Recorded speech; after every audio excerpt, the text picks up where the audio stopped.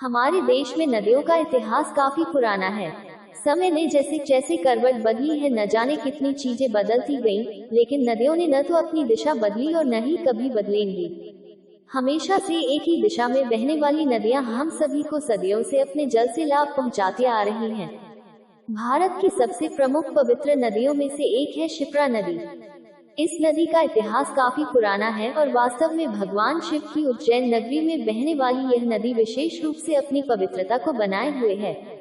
आइए जाने इस नदी के इतिहास की कहानी और इससे जुड़े कुछ रोचक तथ्यों के बारे में। शिप्रा, जिसे क्षिप्रा के नाम से भी जाना जाता है, यह मध्य भारत के मध्य प्रदेश राज्य की एक नदी है।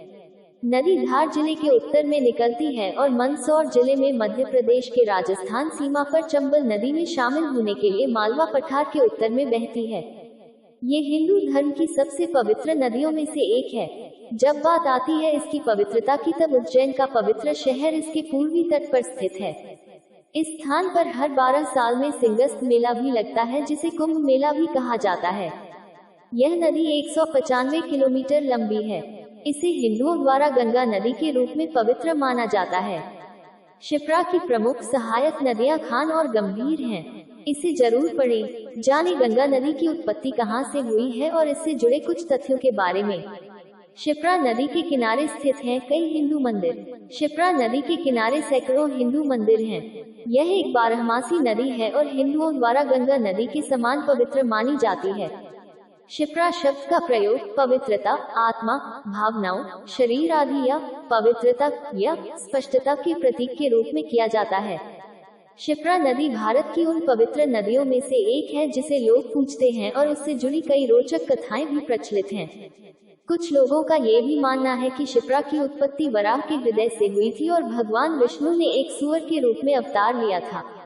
इसके अलावा शिप्रा के तट पर ऋषि संदीपनी का आश्रम है, जहां भगवान विष्णु के 8वें अवतार नीले भगवान कृष्ण ने अध्ययन किया था। सूखने लगा है शिप्रा का जल। यदि शिप्रा के जल की बात की जाए तो इसका जल अपने उद्गम स्थान से सूखने लगा है, जिसे पुनः जीवित करने के लिए सरकार ने कई कदम उठाने शुरू किए हैं। अपने उद्गम स्थान से सूखने वाली शिप्रा नदी को करीब 432 करोड़ रुपए की लागत वाली परियोजना के जरिए नर्मदा के सहयोग से जीवित किया गया है। प्रदेश सरकार के नर्मदा घाटी विकास प्राधिकरण ने दोनों नदियों यानी कि शिप्रा और नर्मदा को नर्मदा क्षिप्रा सिंगस्त लिंक परियोजना के जरिए जोड़ा गया है। दरअसल नदी में आमतौर पर गर्मियों में सूखकर नाले में तब्दील हो जाती है और इसका पानी इतना कम होने लगता है कि उससे जल की प्राप्ति संभव ही नहीं होती है। क्या है नर्मदा शिप्रा सिंहस्थ लिंक परियोजना? नर्मदा शिप्रा सिंहस्थ लिंक परियोजना मुंडला 2 सदार शिप्रा नदी को नर्मदा नदी से जोड़ने वाली एक परियोजना है जो 2012 में शुरू हुई थी और 2015 में सफलतापूर्वक पूरी हुई थी।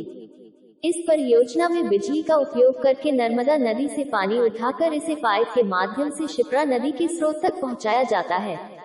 लिंक परियोजना 8000 करोड़ रुपए की नर्मदा मालवा लिंक परियोजना का पहला चरण है। शिप्रा नदी का पौराणिक महत्व। मोक्षदायिनी नदी शिप्रा नदी का काफी पौराणिक महत्व भी है और यह मध्य प्रदेश की धार्मिक और ऐतिहासिक नगरी उज्जैन से होकर गुजरती है। किंवदंतियों के अनुसार शिप्रा नदी विष्णु जी के रक्त से उत्पन्न हुई थी। ब्रह्मपुराण में भी शिप्रा नदी का उल्लेख मिलता है। संस्कृत के महाकवि कालिदास ने अपने काव्य ग्रंथ मेघदूत में शिप्रा का प्रयोग किया है, जिसमें इसे अवंती राज्य की प्रधान नदी कहा गया है। महाकाल की नगरी उज्जैन शिप्रा के तट पर बसी है। स्कंद पुराण में शिप्रा नदी की महिमा लिखी है। पुराण के अनुसार यह नदी अपने उद्गम स्थल बहते हुए चंबल नदी से मिल जाती है।